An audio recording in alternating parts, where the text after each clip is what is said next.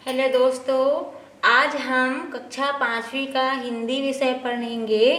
उसमें है आपका पाठ 11 महामानव। महामानव एक ऐसा नाम है जहाँ पे व्यक्ति का जो आचरण है, व्यवहार है, उसके जरिए महामानव बन गया, उसको बताया गया है। इसको लिखे हैं अनवार आलम ने, है ना। तो सबसे पहले पाठ परिचय देखेंगे, उसके बाद कहानी पढ़ेंगे, इसका वाचन करेंगे हम लोग, है ना। मात्राओं के साथ आप लोग भी वाचन करना सीखिए। इस कहानी के द्वारा महापुरुषों की पहचान बताने का प्रयास किया गया है। महापुरुष चमत्कार या अलौकिक कार्यों के करने से ही नहीं बनते, बल्कि वे अपने जीवन में आने वाले छोटे छोटे अवसरों पर किए गए कार्यों से अपनी महानता स्थापित करते हैं, है ना। कोई भी व्यक्ति जो है महापुरुष कब बनता है? जब वे अपने जीवन में, है ना, छोटे छोटे अवसर हैं, कार्य है से अपनी महानता स्थापित करते हैं ना। इस पाठ में हजरत मोहम्मद की महानता का प्रसंग पढ़ना है हमें, है ना। इस पाठ में हम सीखेंगे क्रिया शब्द विशेषण से संज्ञा शब्द बनाना, पुनरुक्त शब्दों का प्रयोग, उत्तर पढ़कर उन पर प्रश्न बनाना और विलोम शब्द, ये हम इस पाठ में सीखेंगे। तो चलो पाठ पढ़ते हैं हम लोग। आज से लगभग 1400 साल पहले की बात है। अरब के नखलिस्तान में एक गरीब बुढ़िया घर में जलाने के लिए सूखी लकड़ी चुन रही थी, है ना। 1400 साल पहले की बात है, मतलब कहानी है ये। तो बुढ़िया कहाँ रहती थी? अरब के नखलिस्तान में, ये जगह का नाम है। सूखी लकड़ियाँ चुन रही थी, है ना, जलाने के, जैसे घर में चूल्हा जलाने के हम लोग लकड़ियाँ इकट्ठा करते हैं, उसी प्रकार बहुत सी लकड़ियाँ इकट्ठी हो जाने पर उसने उनका एक गट्ठा बना लिया। गट्ठा काफ़ी वजनी था, है ना। गट्ठा मतलब सबको इकट्ठा करके किसी रस्सी से बांध देना। अब वो वजन हो गया। निरंतर प्रयत्नों के बाद भी उस गट्ठे को बुढ़िया अपने सिर पर नहीं उठा पाई। वजन हो गया तो अकेली नहीं उठा पाई, है ना। हताश होकर सहायता के लिए इधर उधर देखने लगी, किंतु उसे दूर दूर तक कोई नजर नहीं आया। मतलब कोई इसको उठाकर मेरी मदद करके मेरे सर के ऊपर रखे, ऐसा करके वो सोच रही थी कोई मेरी मदद के लिए आ जाए, लेकिन उसको दूर दूर तक, मतलब आसपास कोई भी नजर नहीं आ रहा था। लंबे समय के पश्चात सामने से एक अजनबी आता हुआ दिखाई दिया। बुढ़िया ने उसे सहायता के लिए पुकारा, बेटा जरा हाथ लगाकर यह गट्ठा मेरे सिर पर रख दे। बुढ़िया ने एक सहायता के लिए, जैसे हम किसी से मदद मांगते हैं ना, उसी प्रकार बुढ़िया ने भी मदद मांगा। एक आ रहा था अजनबी, उससे लकड़ियाँ अधिक हो गई है, जिसके कारण मैं अकेली इसे उठा नहीं पा रही हूँ।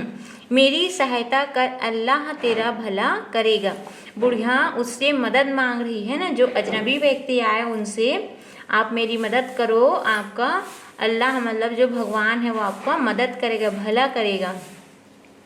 राहगीर ने मुस्कुराते हुए कहा, अम्मा तू तो बहुत कमज़ोर है, इतना बड़ा गट्ठा कैसे उठा पाएगी? राहगीर मतलब जो अजनबी व्यक्ति आ रहे थे, उन्होंने हंसते मुस्कुराते हुए कहा, अम्मा, मतलब उसको संबोधित किया है ना, क्योंकि वो बुढ़िया थी तो अम्मा के उम्र के समान थी, तो अम्मा बोले और बोले कि तुम बहुत कमज़ोर हो, मतलब बूढ़ी हो गई थी तो कमज़ोर हो गई थी, है ना। इतना बड़ा गट्ठा उठा कहाँ पाओगे, नहीं उठा पाओगे। मैं भी शहर की ओर जा रहा हूँ, ला इसे मैं उठा लेता हूँ। बुढ़िया के बार बार मना करने पर भी राहगीर ने लकड़ियों का गट्ठा अपने कंधे पर उठा लिया, है ना। उन्होंने मदद करने के लिए सोचा, जो राहगीर आया हुआ था, और वो जो लकड़ियाँ हैं उसको कौन उठा लिया? राहगीर, जो अजनबी व्यक्ति थे वो। बुढ़िया उसे दुआएं देने लगी, बेटा अल्लाह तुझे इस उपकार का फल अवश्य देगा। उपकार मतलब उसका भला किए, मदद किए, उसके लिए अल्लाह मतलब भगवान उसका आपका भला करेगा। राहगीर ने विनम्रता से कहा, अम्मा इसमें उपकार की क्या बात है? यह तो हमारा मानवीय कर्तव्य है कि हम बूढ़े, कमजोर और लाचार लोगों की सहायता करें। कर्तव्य को उपकार कहकर मुझे शर्मिंदा मत कर, है ना। हमें ये जो मानवीय गुण है, किसी की मदद करना, जो कमज़ोर हैं, बूढ़े हैं, उसकी मदद करना, उसका सम्मान करना, ये हमारा कर्तव्य है, हमें करना चाहिए। उसी प्रकार राहगीर ने भी उस कमज़ोर बूढ़ी अम्मा की मदद किया। राहगीर की बातें सुनकर बुढ़िया गदगद हो उठी, मतलब बहुत प्रसन्न हो गई।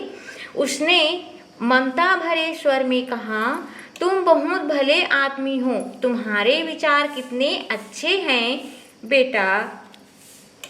तुम इस शहर के रहने वाले नहीं लगते, क्या कहीं बाजार से आए, क्या कहीं बाहर से आए हो? बुढ़िया ने उस राहगीर से पूछा, तुम इस शहर के रहने वाले नहीं लगते, कहीं बाहर से आए हो क्या? राहगीर ने उत्तर दिया, हाँ अम्मा, अभी कुछ दिन पहले ही इस शहर में आया हूँ। तो राहगीर ने बताया कि मैं अभी अभी इस शहर में आया हूँ। बेटा तुम इस शहर में नए हो, शायद तुम्हें मालूम नहीं होगा, आजकल हमारे शहर में एक जादूगर आया हुआ है जो बड़ा खतरनाक है ना। जादूगर के बारे में उस राहगीर को अम्मा बता रही है।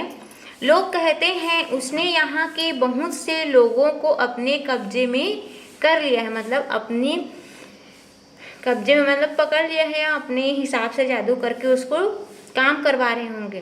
तुम बड़े भले और दयावान व्यक्ति हो, इसलिए मैं तुम्हें सचेत कर रही हूँ।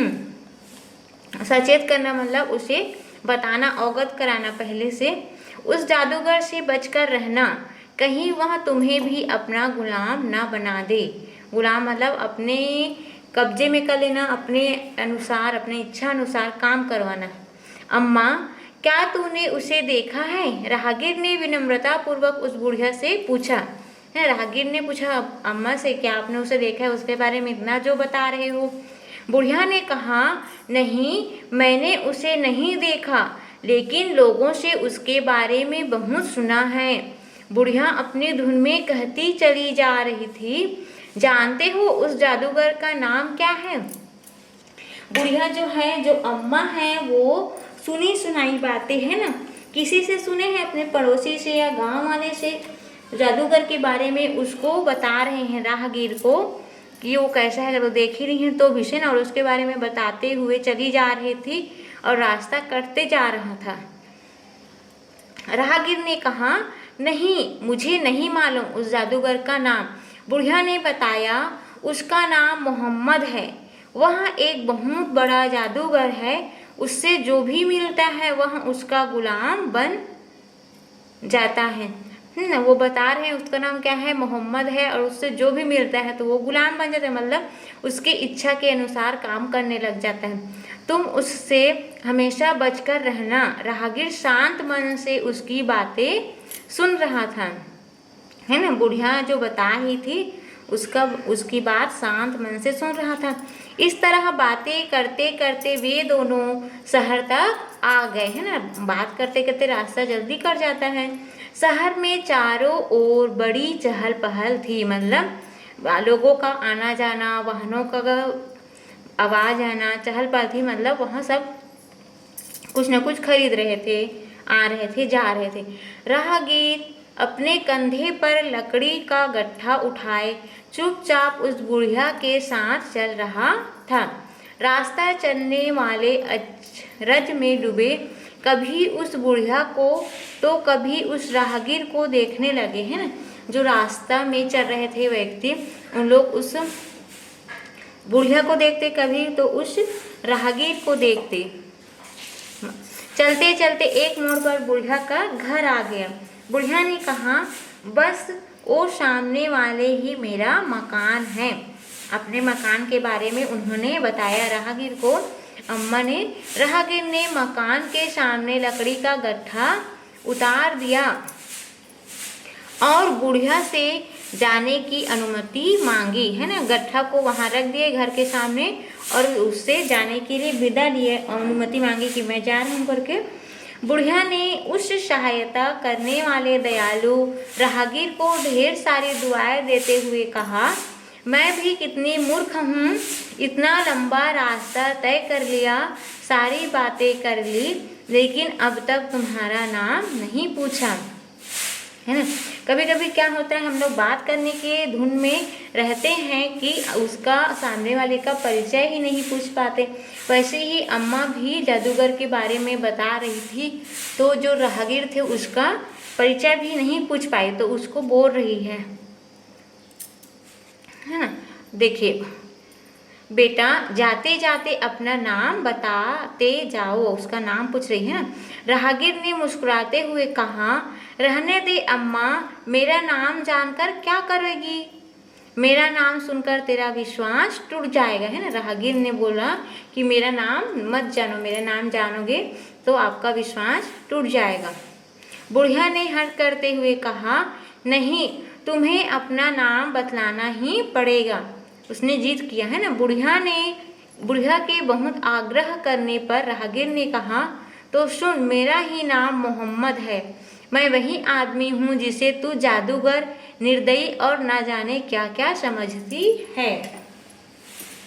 इतना सुनते ही बुढ़िया अवाक रह गई, मतलब मैं क्या बोलूँ करके वो एकदम चुप हो गई। उसकी समझ में नहीं आ रहा था कि यह सब क्या हो गया, जिसे वह क्या समझती थी वह क्या निकला, है।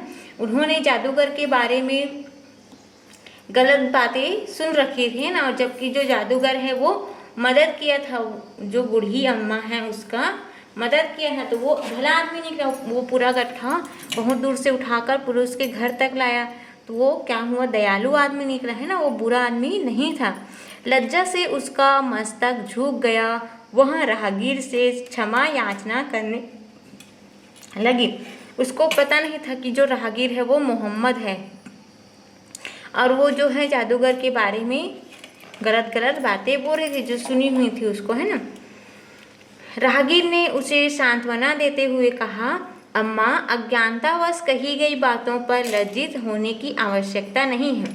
अज्ञानतावश मतलब उसको पता नहीं था, है ना, वो सुनी हुई थी बात उसको बोल रही है, वो इसी कारण वो अज्ञानतावश बोल रहे हैं। अल्लाह बहुत बड़ा है, उस पर विश्वास कर, वो ही क्षमा करने वाला है, वह बड़ा रहमदिल है, सबका पालने वाला है, उस पर भरोसा रख। इतना कहते हुए राहगीर आगे बढ़ गया। जो बूढ़ी अम्मा है वो लज्जित हो रही थी अपने कही हुई बातों पर, लेकिन राहगीर ने क्या किया, आप उस लज्जित ना हो, क्योंकि वो आपका भूलवश अज्ञानतावश बोला गया है। भगवान आपका भला करेगा, अल्लाह आपका भला करेगा, वो उसका बहुत बड़ा दिल है, वो सबकी गलती को माफ़ कर देता है, इसलिए आप लज्जित ना हो। बुढ़िया जो है उसे श्रद्धा और स्नेह भरी निगाहों से अपलक देखती रही। उसे क्या मालूम था कि उसकी सहायता करने वाले और कोई नहीं, स्वयं इस्लाम धर्म के प्रवर्तक हजरत मोहम्मद थे। न उसको पता नहीं था कि जो उसकी मदद कर रहे थे वो कौन थे, हजरत मोहम्मद थे।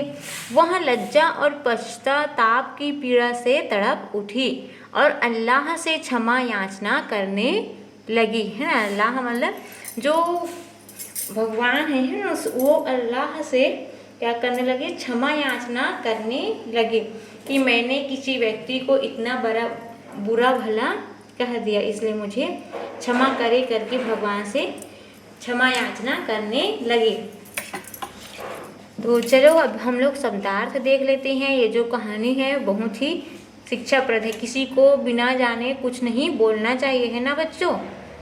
उसके बारे में जानकर परख कर ही बोलना चाहिए। अनजाने में देखो गलती हो गई ना अम्मा से, इस कारण बिना जाने नहीं बोलना चाहिए।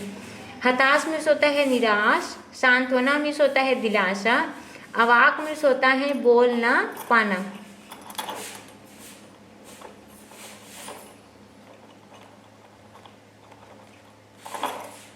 रहमदिल मीन्स होता है दयालु, राहगीर रास्ते पर चलने वाला व्यक्ति, अजनबी मीन्स होता है अनजान या बिना जान वाला, पहचान वाला।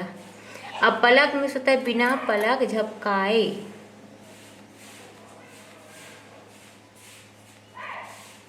और प्रवर्तक मीन्स होता है आरंभ करने वाला।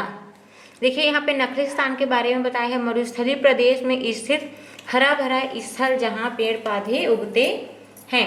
बाकी प्रश्न और अभ्यास हम लोग नेक्स्ट वीडियो में देखेंगे। तब तक के लिए बने रहिएगा, हमारे चैनल को सब्सक्राइब कर लीजिए ताकि जब भी नया वीडियो डले तो आपके जो सब्सक्राइब बटन के थ्रू आपके पास पहले ही पहुँचे।